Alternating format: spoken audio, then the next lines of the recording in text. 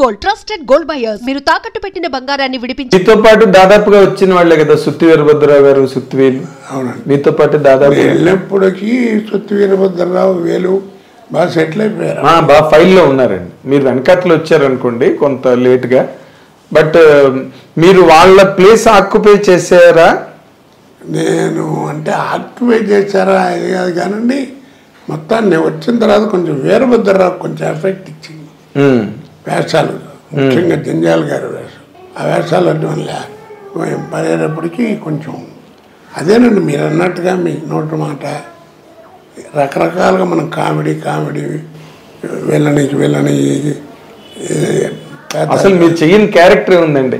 ఇప్పుడు అంటే director writer ఏ character అయినా మీ గురించి రాసుకోవచ్చు, ఎలాంటి క్యారెక్టర్ అని రాసుకోవచ్చు. మీకు అక్కడ దాకా ఎందుకండి, ఆడువారి మాటలకు అర్థాలు వేర్లే.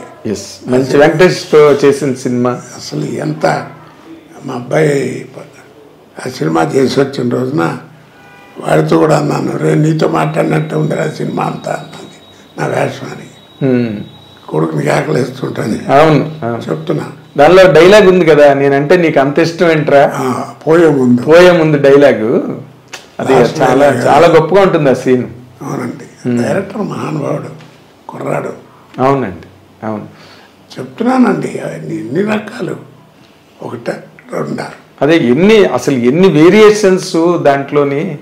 అసలు ఇందులోని సార్ ఇంత బిజీ లైఫ్లో మీరు ఇందాక అన్నట్టుగా ఒకరోజు 3 రాష్ట్రాల్లో షూటింగ్లు చేసి ఆంధ్ర అంతా కార్ల మీద తిరిగి మీరు షూటింగ్లు చేయడం నాకు తెలుసు. మీరు బ్రహ్మానందం గారు, బాబుమోహన్, 3 ఇన్విటబుల్స్ అనేవారు. 3 ఇన్విటబుల్స్ మీరు, బ్రహ్మానందం గారు, బాబుమోహన్, ముగ్గురు కూడా. మీ ముగ్గురు మధ్యన అంటే ఫస్ట్ క్వశ్చన్, మీరు అలా అంత ఫాస్ట్గా షూటింగ్లు అంత ఆక్యుపైడ్గా అసలు ఫ్యామిలీకి మీరు ఎంత టైం స్పేర్ చేయగలిగారండి? నిజంగానండి, నేను ఇప్పుడు ఇంట్లో కూడా బాధపడుతుంటాను. నేను కోల్పోయినవి 2 అండి, చాలా ఇంపార్టెంట్ విషయాలు. ఒకటి ఫ్యామిలీ లైఫ్, పిల్లలు చదువులు, వాళ్ళని చదువుతున్నాం, ఏం చదువుతున్నారు, ఎలా చదువుతున్నారు, వాళ్ళు స్కూల్కి వెళ్తున్నారు లేదా అసలు తెలియదు నాకు. అదృష్టం బాగుండి పిల్లలు ఏదో వాళ్ళు చదువుకున్నారు తప్ప నా మిస్సెస్ ఏం చదువుకోలేదు. అది 4వ క్లాసు 5వ క్లాసు అదేం చెప్పేది కాదు. పిల్లలు చదువుకున్న వాళ్ళే పోస్ట్ గ్రాడ్యుయేట్లు అయ్యారు, చదువుకున్నారు, పెద్ద ఉద్యోగాలు. అది వేరు అదృష్టం. అది ఎంత లాస్ అయిపోయానండి. నెలకి 15 రోజులు 2 నెలలకి అట్లా చూసేవాడిని పిల్లల్ని. బెంగళూరు వెళ్ళినప్పుడు అక్కడ బట్టలు బాగుంటాయంటే పిల్లలకైనా కొనుక్కొచ్చేవాడిని. తీరా వచ్చేవాడికి 5 సైజులు సరిపోయాయి కాదు.